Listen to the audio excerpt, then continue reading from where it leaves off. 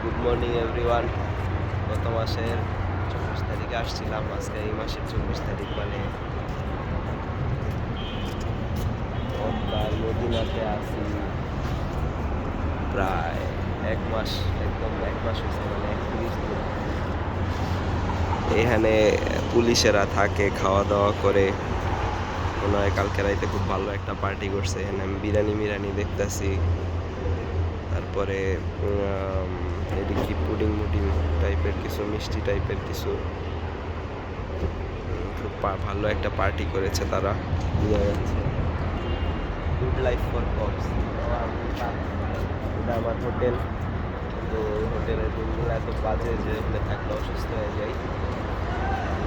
পার্কে ঘুমাই বেঞ্চগুলোর উপরে, যে কোনো একটা বেঞ্চই আমার বেড বানায়। লাইক সবচেয়ে বেশি ঘুমাই হইলো ওই বেঞ্চটায়।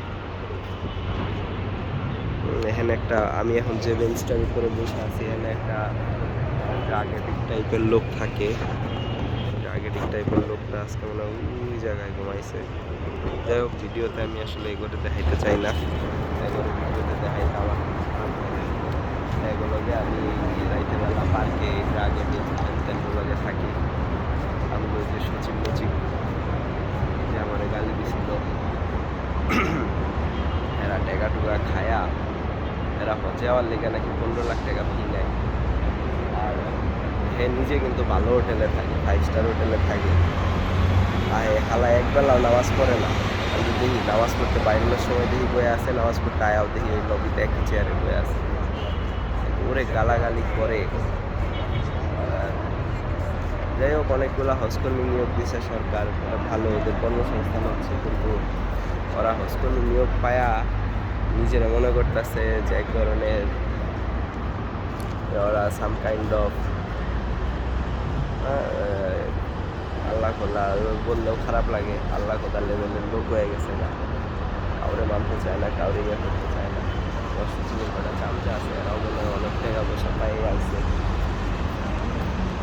এই চলছে আর কি। এখন আমি ঘুমাইতে না পাইরা আর গলা মলা ভাঙিয়ে গেছে, নাক মাক সর্দি মর্দি হয়ে গেছে গা, মাথা ব্যথা, জ্বর, ঠান্ডা। এগুলো আবার করা যায়, আবার রুমে গেলে ঠিক হয়ে যায়। বেসরকারিভাবে অনেক আরও 1 লাখ টাকা কম দিয়ে আইসা ভালো যে ট্রাভেল এজেন্সিগুলো আছে, ওরা 5 স্টার হোটেলে রাখে। আবার কিছু কিছু বেসরকারি এজেন্সি আছে, ওরা কিন্তু টাকাই মাইরা দেয়। সো ভালো এজেন্সি চিনতে পারতে হবে। বেসরকারিভাবে আসতে জানায় হজে তো মানুষের জীবনে একবারই আসে, একবারের এক্সপিরিয়েন্সটা খুবই বাজেই বলা যায়। এই যে দেখেন, মাইনসে হারায় যায়, হারায় গেলে আবার চিনায় দিতে হয়।